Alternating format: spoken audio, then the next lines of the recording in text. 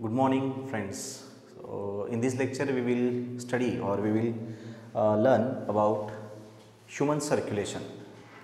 So, in this topic, what is actual meant by circulation?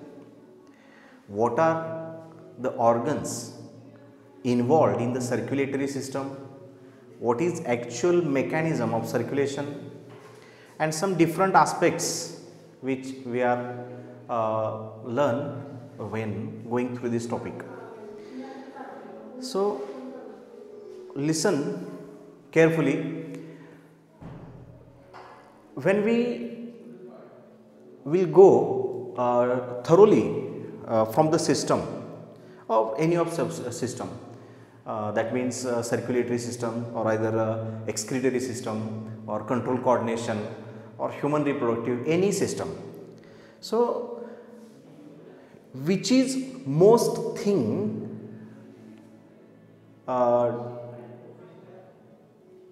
to be taken in consideration when we go through this topic is, you first of all divide system in three different parts. That means first the organs involved in the system, second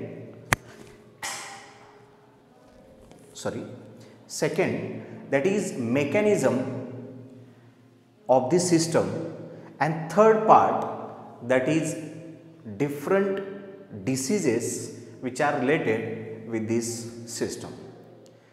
म्हणजे ज्यावेळेला system आपण एखादी शिकत असतो किंवा एखादी system आपण बघत असतो, ती सिस्टम समजून घेताना ती सिस्टम नेमकी काय काम करते हे पाहताना जर त्या सिस्टमला आपण तीन भागामध्ये डिवाइड केलं तर त्या सिस्टमबद्दल सगळेच आस्पेक्ट्स कन्सिडरेशन्स कंप्लीट होतात. थोडक्यात काय तर ती सिस्टम आपल्याला पूर्णपणे समजून जाते. म्हणजे बघा, जर एखादी सिस्टम आपण स्टडी करतोय तर आपण त्या सिस्टमला एक्झाम्पल आपण सर्क्युलेटरी सिस्टमच बघूयात. ही सिस्टम समजा जर आपल्याला समजून घ्यायची आहे तर ह्या सिस्टमला आपण तीन भागामध्ये डिवाइड करूया. पहिली, त्या सिस्टममध्ये येणारे सगळे ऑर्गन्स. दुसरं म्हणजे ते जे ऑर्गन्स आहेत त्या प्रत्येक ऑर्गनचं फंक्शन. आणि तिसरा जो पार्ट येतो तो पार्ट म्हणजे त्या सिस्टमशी रिलेटेड असणारे डिसऑर्डर्स किंवा डिसीज.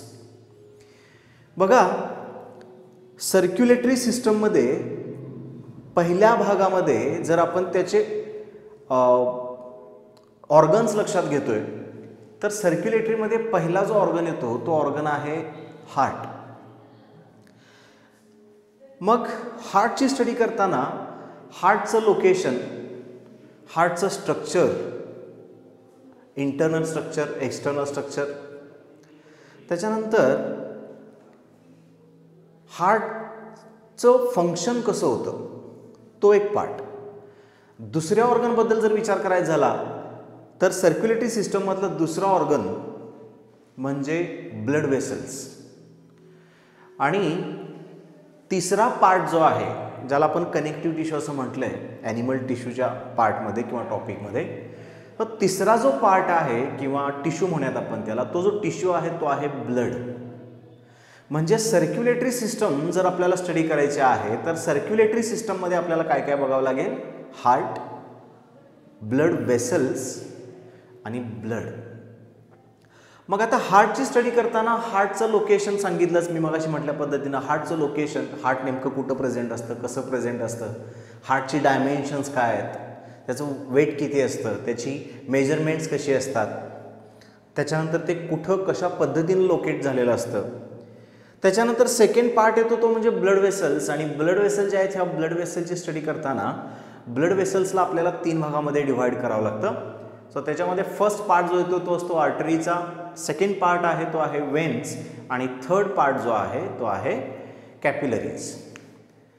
मग पुन्हा एकदा आर्टरीज कुठे प्रेझेंट असतात, वेन्स कुठे प्रेझेंट असतात आणि कॅपिलरीज कुठे प्रेझेंट असतात, त्यांचे फंक्शन्स काय असतात, what is actual difference between arteries and veins. So थेरीमध्ये आपण हा पार्ट बघितला.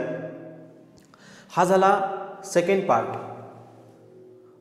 all about veins or blood vessels. Then third part, that is blood.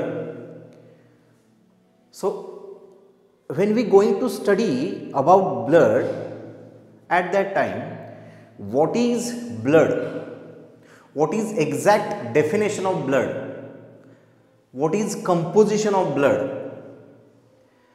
then when we going through the composition, then we'll come across what is RBC or what are RBCs, what are WBCs, what are platelets. Then again, if there is any kind of types or subtypes, that means RBC don't have any type, but WBC again divided into granulocytes and agranulocytes. Then agranulocytes again divides into, and granulocytes again divides into. So agranulocytes having monocytes and lymphocytes, granulocytes having acidophil, basophil, neutrophils, such types. Then what are third kind of the blood vessel, blood cell, which is thrombocyte or we called as platelets. मग हे जे composition येतं ते कंपोजिशनमध्ये आपण blood vessels पाहिल्या. So in the composition of blood there is a near about 45% of are blood vessels, blood cells, and remaining 55% is a plasma. म्हणजे ब्लडमध्ये 45% ब्लड सेल्स येतात, ज्याला आपण ब्लड कर्पस्कल्स असं सुद्धा म्हणतो, आणि 55% प्लाझ्मा येतो. मग प्लाझ्माचे कॉम्पोनंट्स पुन्हा वेगळे असतात. प्लाझ्मामध्ये वॉटर आहे, त्याच्यामध्ये सोल्यूट्स आहेत, त्याच्यामध्ये फूड पार्टिकल्स येतात, त्याच्यामध्ये नायट्रोजनस वेस्ट सबस्टन्स येतात, ऑर्गॅनिक इनऑर्गॅनिक सबस्टन्सेस येतात, त्याच्याशिवाय रेग्युलेटरी सबस्टन्सेस येतात, हॉर्मोन्स येतात. हे सगळं त्या प्लाझ्मामध्ये येतं. मग टॉपिकचा पहिला पार्ट आपला इथं संपून जातो. आपण हार्टबद्दल बघितलं, ब्लड वेसल्सबद्दल बघितलं, आणि तिसरा पार्ट जो आहे तो ब्लड, त्या ब्लडबद्दल पण आपण पाहिलं. म्हणजे थोडक्यात आपण इथं सिस्टम थोडीशी समजून घेतली. आता सिस्टम नंतरचा सेकंड जो पार्ट मी म्हटलं, तो पार्ट येतो मेकॅनिझमचा. What is mechanism. मग आता मेकॅनिझम लक्षात घ्या. मेकॅनिझम समजून घेताना जर आपण हार्टचं फंक्शन बघितलं, ब्लडची फंक्शन्स पाहिलीत आणि ब्लड वेसलची फंक्शन्स पाहिलीत, तर ती तिन्ही फंक्शन, तिघांची फंक्शन जर आपण एकत्र करतोय, तर ते एंटायर फंक्शन झालं सिस्टमचं. म्हणजे हार्टचं फंक्शन आहे पंपिंग, आपण त्याला पंपिंग ऑर्गन असं म्हटलंयच. त्याच्यानंतर ब्लड कॅपिलरीज किंवा ब्लड व्हेन्स किंवा ब्लड वेसल्स ज्या आहेत, ह्यांचं फंक्शन असतं carry the blood throughout body. Entire बॉडीमध्ये ब्लड कॅरी करणं हे त्या ब्लड वेसलचं काम. आणि तिसरं ब्लडचं फंक्शन असतं बॉडीमध्ये नायट्रोजनस वेस्ट सबस्टन्स जे तयार होतात ते सगळे कलेक्ट करणं. त्याच्यानंतर बॉडीच्या प्रत्येक सेलला ऑक्सिजन पुरवणं, बॉडीच्या प्रत्येक सेलला फूड पार्टिकल्स पुरवणं, हे त्या ब्लडचं फंक्शन असतं. मग पुन्हा त्याच्यामध्ये RBCचं फंक्शन वेगळं, WBCचं फंक्शन वेगळं, प्लेटलेटचं फंक्शन वेगळं. पण जर हार्टचं पंपिंग, ब्लड वेसलचं कॅरी द ब्लड, आणि ब्लडचं फंक्शन आहे इसेन्शियल पार्टिकल्स बॉडीला देणं आणि nitrogenous waste substance, harmful substance बॉडीकडून घेणं, हे जे ब्लडचं फंक्शन आहे, ही तिन्ही फंक्शन जर आपण केली, एकत्र केली, तर that is the mechanism of circulation. मग सिस्टमचं फंक्शन तयार होतं की बॉडीमधून ब्लड सर्क्युलेट करणं is the function of the circulatory system. मग बॉडीमध्ये टोटल ब्लडची क्वांटिटी किती असते हे महत्त्वाचं आहे. बॉडीमध्ये जो ब्लड आहे, ह्या ब्लडला रेड कलर का असतो हे सुद्धा महत्त्वाचं आहे. सो हे जे छोटे छोटे पॉईंट्स असतात, हे पॉईंट्स CETच्या दृष्टीनं खूप महत्त्वाचे असतात. टोटल RBC काउंट किती आहे, टोटल WBC काउंट किती आहे, टोटल प्लेटलेट काउंट किती आहे, क्लॉटिंग टाईम किती असतो, क्लॉटिंग टाईम मेजर कसा केला जातो थेरीमध्ये बघितलं असेलच. त्याच्यानंतर ब्लडचा ओरिजिन काय आहे, ब्लड कुठं तयार होतं, ब्लड कसं तयार होतं. सो हे जे सगळे पार्ट्स आहेत, हे सगळे पार्ट्स CETच्या दृष्टीनं खूप महत्त्वाचे असतात. आजच्या ह्या टॉपिकमध्ये तुम्ही सिस्टम्स बघितली, सिस्टमचे फंक्शन्स बघितले, आणि टॉपिकचा तिसरा जो पार्ट येतो तो पार्ट असतो disorders. Human health and disease बघत असताना मी तुम्हाला डिसीज म्हणजे काय ते सांगितलं होतं. सो इथं अजून एक गोष्ट लक्षात घ्या, कुठल्याही ऑर्गन सिस्टममध्ये असताना फंक्शन करायचं थांबवलं किंवा कुठल्याही एखाद्या फॅक्टरमध्ये इन्फेक्शन असेल, विकनेस असेल, अजून काय असेल, तर ह्या सगळ्या गोष्टीमुळं जर एखाद्या ऑर्गनचं फंक्शन डिस्टर्ब झालं असेल तर त्याचा एंटायर सिस्टमवरती इम्पॅक्ट होतो. म्हणजे आपण ह्याच टॉपिक्सही कन्सिडर करूयात. हार्टमध्ये काही प्रॉब्लेम असेल तर त्याचा फंक्शन ब्लड वेसल्सवरती होतो आणि ब्लडच्या फ्लोवरती होतो. ब्लडमध्ये काही प्रॉब्लेम असेल तर हार्टच्या पंपिंगवरती परिणाम होतो, ब्लड वेसल्सवरती परिणाम होतो. आणि जर ब्लड वेसल्समध्येच काहीतरी प्रॉब्लेम असेल तर पुन्हा त्याचा हार्टच्या पंपिंगवरती परिणाम झालाच आणि ब्लडच्या कॅरिंग कॅपॅसिटीवरती सुद्धा त्याचा परिणाम होतो. म्हणजे एंटायर सिस्टममध्ये एखाद्या जरी ऑर्गनचं फंक्शन डिस्टर्ब झालं तर त्याचा इम्पॅक्ट हा पूर्ण सिस्टमवरती पडत असतो. सो हे झाले 3 महत्त्वाचे पार्ट. एक सिस्टममधले ऑर्गन्स, दुसरा सिस्टमचं मेकॅनिझम आणि तिसरा त्या सिस्टममध्ये प्रेझेंट असणाऱ्या ऑर्गन्सचे डिसऑर्डर्स. इथं टॉपिक संपतो. परत एकदा महत्त्वाची गोष्ट लक्षात घ्या, बॉडीमधली कुठलीही सिस्टम ज्यावेळेला आपण स्टडी करतोय त्यावेळेला त्या सिस्टमचे ऑर्गन्स एका बाजूला करा, त्या सिस्टमचं मेकॅनिझम एका बाजूला करा आणि त्या सिस्टममधले डिसीज एका बाजूला करा. आपण पुढे एक्सक्रिटरी सिस्टममध्ये किंवा कंट्रोल कोऑर्डिनेशनमध्ये हा पार्ट बघणार आहे. थोडक्यात सांगतो तुम्हाला, एक्सक्रिटरी सिस्टममधले ऑर्गन्स वेगळे करा, एक्सक्रिटरी सिस्टमचं मेकॅनिझम वेगळं करा, एक्सक्रिटरी सिस्टमचे डिसीज वेगळे करा, टॉपिक संपतो. कंट्रोल अँड कोऑर्डिनेशनमध्ये सेम तसंच, त्याचे ऑर्गन्स वेगळे करा, फंक्शन्स वेगळी करा, डिसीज वेगळे करा, टॉपिक संपला. सर्क्युलेटरी सिस्टममध्ये तसंच. सो बॉडीमध्ये कुठलीही सिस्टम असू देत, त्या सिस्टमची स्टडी करताना त्याला सरळ 3 भागामध्ये डिव्हाइड करा, टॉपिक समजायला सोपा जातो. आता सर्क्युलेटरी सिस्टम जे आहे, या सर्क्युलेटरी सिस्टममध्ये मी डिसीजबद्दल सांगितलं, पण त्याचे डिसीज कुठले आहेत आपल्याला ह्या टॉपिकमध्ये स्टडी काय करायचं होतं किंवा आपण काय स्टडी केली होती. आपण ब्लडशी रिलेटेड डिसीज बघितले होते, हायपरटेन्शन किंवा ब्लड प्रेशरबद्दल आपण काही पार्ट बघितला होता. So what is actual meant by blood pressure, that is definition of blood pressure, then types of blood pressure, systolic, diastolic, then measurement. So इथे एक क्वेश्चन बऱ्याच वेळेला असा विचारला जातो, name the device which is used to measure blood pressure. Blood pressure measure करण्यासाठी कुठल्या प्रकारचं डिव्हाइस यूज केलं जातं. त्याच्यानंतर times or actual quantities of the blood pressures. So हा ब्लड प्रेशरशी रिलेटेड. हायपरटेन्शन म्हणजे काय, हा पार्ट येतो. त्याच्यानंतर सेकंड पार्ट येतो हार्टच्या डिसीजबद्दल, अंजायना पेक्टोरिस, हार्ट अटॅक, मायोकार्डियल इन्फ्रॅक्शन्स, असे काही डिसीज आहेत. हे डिसीज हार्टशी रिलेटेड. आणि ब्लड वेसलशी रिलेटेड जे डिसीज येतात ज्याला आपण CAD असं म्हणलं, कोरोनरी आर्टरी डिसीज किंवा ॲथेरोस्क्लेरोसिस, आर्टेरिओस्क्लेरोसिस, हे पार्ट आपण बघितले होते. सो 12वीच्या थेरीमध्ये सर्क्युलेटरी सिस्टम बरोबर लिम्फॅटिक सिस्टमसुद्धा बघितली होती. लिम्फ म्हणजे काय, लिम्फॅटिक सिस्टम किंवा लिम्फ वेसल्स म्हणजे काय, हा एक पार्ट आपला बघितला होता तुम्ही. सो थोडक्यात काय की सर्क्युलेटरी सिस्टममध्ये आपण ब्लड म्हणजे, हार्ट म्हणजे, ब्लड वेसल्स म्हणजे, त्याच्यानंतर त्यांची फंक्शन्स बघितली. ECG म्हणजे काय, इलेक्ट्रोकार्डिओग्राफ आपण ज्याला म्हटलं होतं. सो ECG मशीन शोधलं कुणी, एन्थोवे नावाचे सायंटिस्ट होते, आपण बघितले त्याच्या अगोदर. ECG कसा रीड केला जातो हे पण आपण बघितलं आहे. सो हे जे सगळे पार्ट होते, हे सगळे पार्ट आपण सर्क्युलेटरी सिस्टममध्ये कवर केलेले आहेत. सो आता आपल्याला जायचं आहे सर्क्युलेटरी सिस्टममधल्या काही महत्त्वाच्या MCQs कडे. So in this topic we come across this kind of the MCQ. So first MCQ is blood enters the heart because muscles of.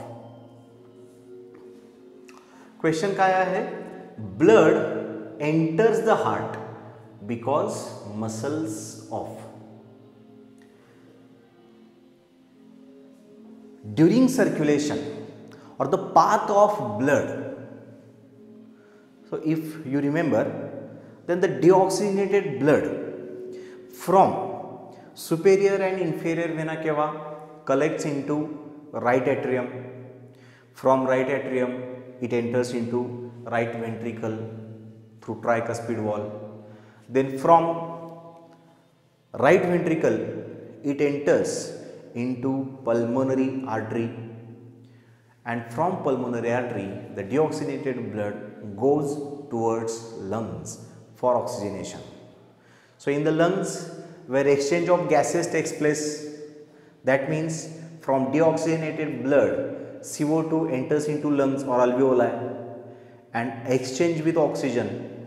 In this way deoxygenated blood converts into oxygenated blood and again it comes towards the heart through pulmonary veins. Then through pulmonary veins oxygenated blood enters into left atria. From left atria it enters into left ventricle through bicuspid wall, and lastly from left ventricle oxygenated blood enters into systemic aorta, and from where which send to the all parts of the body. So that is the path of the blood through heart and lungs. हे बघितलं होतं आपण.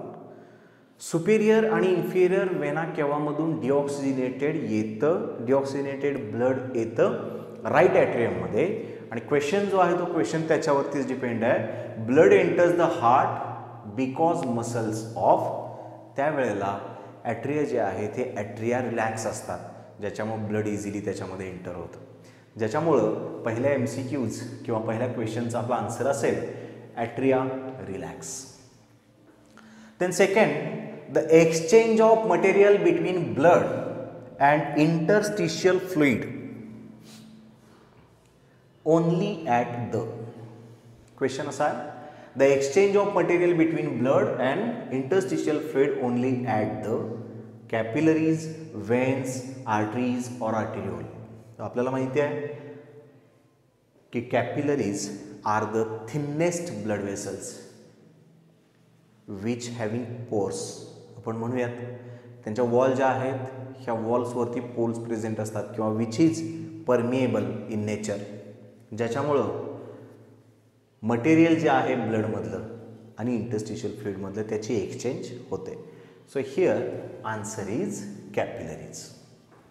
Then next, the artery which carry deoxygenated blood is pulmonary artery, aorta, coronary artery or all.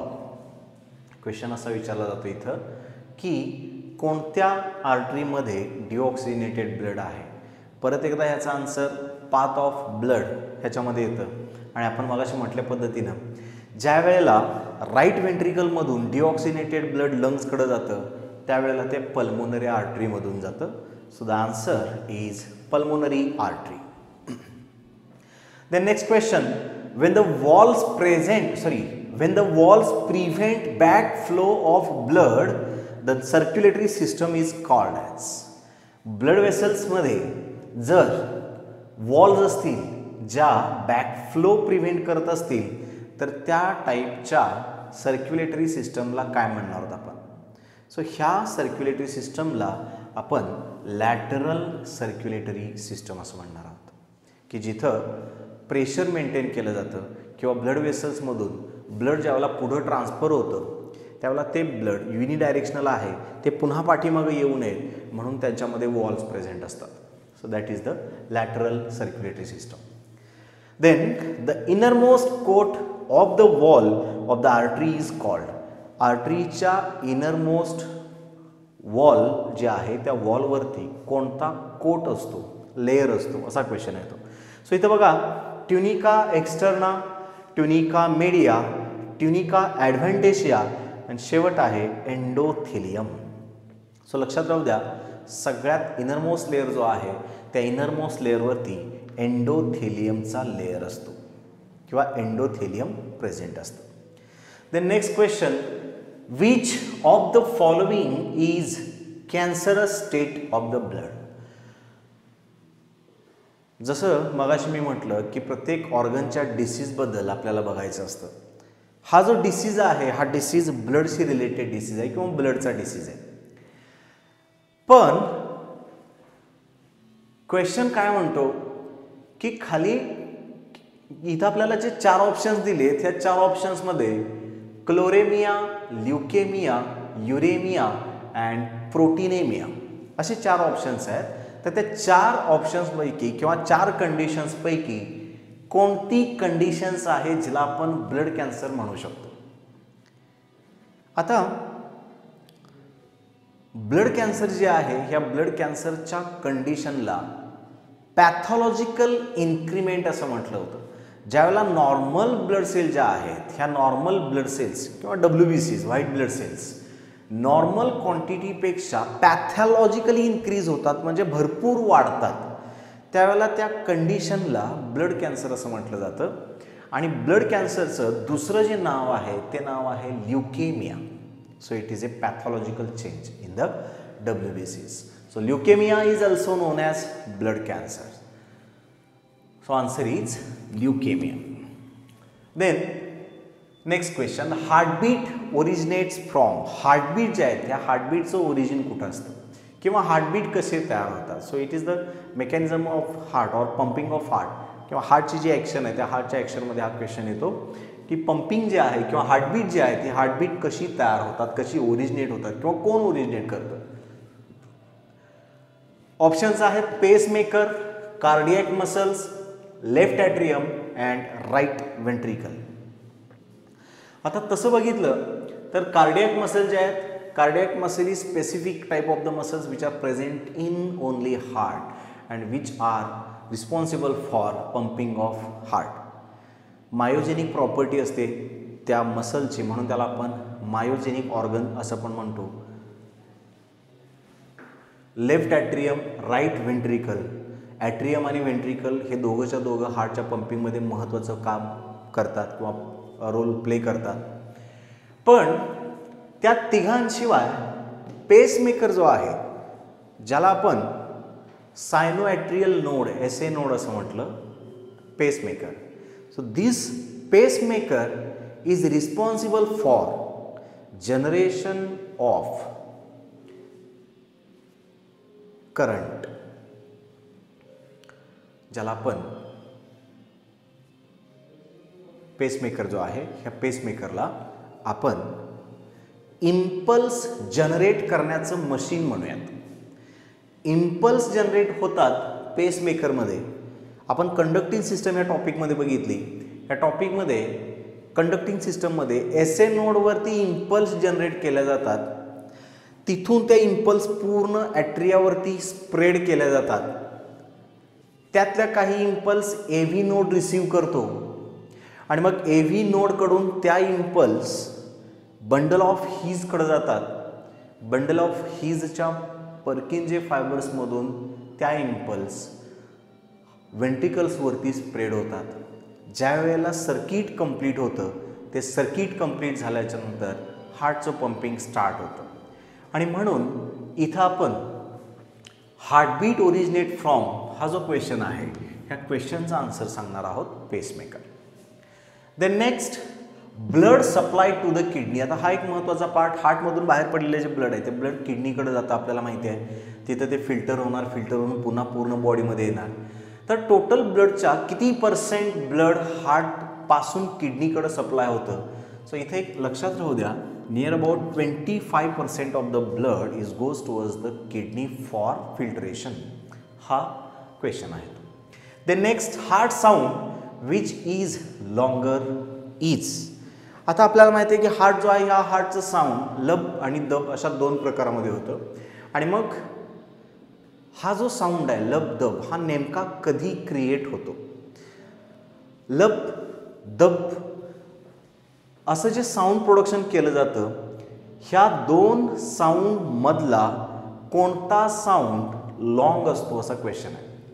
So लक्षात घ्या, option 1 दिला आपल्याला लब, दुसरा दब, देन बोथ इक्वल आणि चौथा ऑप्शन आहे समटाइम्स A समटाइम्स B. म्हणजे कधीतरी लब लॉंग असतो, कधीतरी डब लॉंग असतो असं याचा आन्सर आहे किंवा याचा अर्थ होतो. सो इथं लक्षात राहू द्या, असं कधीच असत नाही. जर असं काही असेल तर त्याला अरिथमिया म्हणता येऊ शकतं किंवा हार्टशी रिलेटेड एखादी इनकम्प्लियन्स आपण म्हणू शकतो. बोथ इक्वल, दोन्ही इक्वल नाही आहेत कारण प्रत्येकाची इंटेन्सिटी कमी जास्त आहे. सो लब हा थोडासा लॉंग चालणारा आवाज, दब हा पटकन कट होणारा आवाज आहे. सो ज्याच्यामुळं लब जो आहे हा साऊंड लॉंग असतो.